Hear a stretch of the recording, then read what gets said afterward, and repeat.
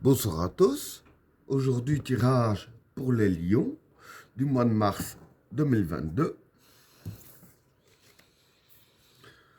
Qu'est-ce que réserve le mois de mars 2022 pour les personnes qui sont nées sous le signe du lion?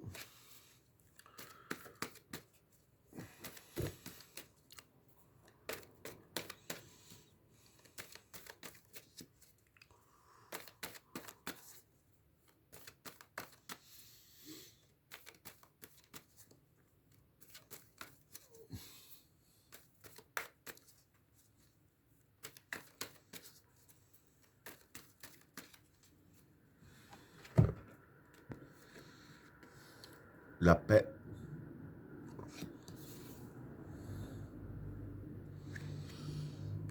le gourou, l'énergie, le regard, l'équilibre, la tentation, l'eau, la prière, le prophète, les racines, le changement, la protection, l'initiation, le doute et la méditation. Bon, pour les trois premières cartes, la paix, le gourou et l'énergie. Bon, pour ces trois cartes-là, la paix, ben, ça représente la paix. Le gourou, c'est la manipulation. Et l'énergie, ben, c'est l'énergie. Hein. Donc ici, ce qui va se passer pour vous durant le mois de mars, c'est que voilà, ce sera un mois assez tranquille avec la carte de la paix. Donc voilà, vous serez assez tranquille durant le mois de mars. Et avec la carte du gourou et de l'énergie, bon ici je vais dire que vous aurez assez facile à manipuler votre énergie. Quand je dis ça, c'est dans le sens que voilà, euh, quand vous aurez besoin d'énergie pour faire tel ou tel truc, vous arriverez très bien à utiliser votre énergie sans en manquer. Hein. Donc voilà pour le premier tas. Pour le deuxième tas, le regard, l'équilibre et la tentation. Bon, pour ces trois cartes-là, le regard, ben ici, ça représente le souhait. L'équilibre, c'est l'équilibre. Et la tentation, ben, c'est la facilité. Donc voilà, ce que je veux dire ici, par rapport à ces trois cartes-là, c'est vis-à-vis de ce que vous souhaitez, hein, ici avec la carte de regard, vous pourriez, je vais dire ainsi, avoir assez facile à l'obtenir avec la carte de la tentation qui est la facilité.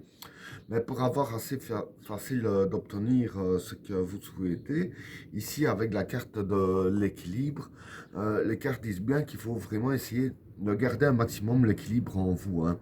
Donc voilà, je veux dire que le travail que vous pourriez faire par rapport à tout ce que vous souhaitez, hein, je dirais ainsi que c'est essayer vraiment au maximum d'avoir un bon équilibre en vous. Plus vous avez de l'équilibre en vous, et plus vous aurez facile d'obtenir tout ce que vous souhaitez. Hein. Donc voilà pour le deuxième tas. Alors, pour le troisième tas, l'eau, la prière et le prophète. Bon, pour ces trois cartes-là, l'eau, ça représente la fécondité des projets. La prière ici, c'est le vouloir. Et le prophète ici, ben ça c'est une influence positive. Donc voilà, ce que je peux dire hein, par rapport à ces trois cartes ici, hein, c'est que il va y avoir de l'influence positive sur votre vie, hein, si je peux dire ainsi. Hein. Quand je dis une influence positive sur votre vie, c'est plus aussi sur ce que vous voulez et sur la fécondité de vos projets, hein. Parce que bon, ici avec la carte de l'eau, donc qui est la fécondité des projets, hein, je dirais ainsi que ce qui se passe, ça va se concrétiser, mais par rapport à votre vouloir, ici avec la carte de la prière, hein. Parce que la carte du prophète, donc l'énergie positive, va vraiment atteindre, je dirais ainsi, votre vouloir. Donc, vos projets vont vraiment se réaliser par rapport à l'image que vous vous donnez du projet qui doit être fait, hein.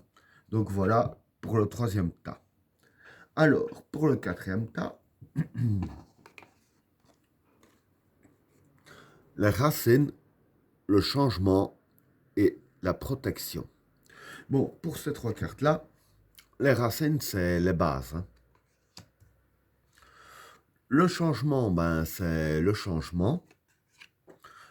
Et la protection, ben, c'est la protection. Donc voilà, ce que je peux dire par rapport à ces trois cartes-là, hein, c'est que voilà, il va y avoir du changement durant le mois de mars pour vous. Mais le changement en question, ça va pas laisser passer le négatif. Justement, ça va laisser passer que le positif, hein, justement, dû à ça aussi qu'il y a une influence positive, comme je viens d'expliquer. Mais voilà, il y aura de la protection qui va s'installer pour vous au mois de mars. Et la protection va aussi bien vous protéger vous, que aussi, je vais dire ainsi, entre guillemets, les bases de votre histoire, hein. Je veux dire, les fondements de votre vie ne seront pas atteints par le changement, puisqu'ils seront protégés et qu'ils resteront là, justement, hein. Donc voilà pour le quatrième tas. Alors, pour le cinquième tas, l'initiation, le doute et la méditation. Bon, pour ces trois cartes-là, l'initiation, ben, c'est l'apprentissage. Le doute, ben, ici, c'est les doutes, hein, c'est les questions que l'on se pose. Et la méditation, ben, la méditation, c'est la réflexion. Donc voilà, ce que je peux dire hein, par rapport à ces trois cartes-là, c'est que bon, comme il va y avoir du changement pour vous, hein, ici, qui dit changement dit apprendre à vivre avec le nouveau qui arrive. Et c'est ça la carte de l'initiation.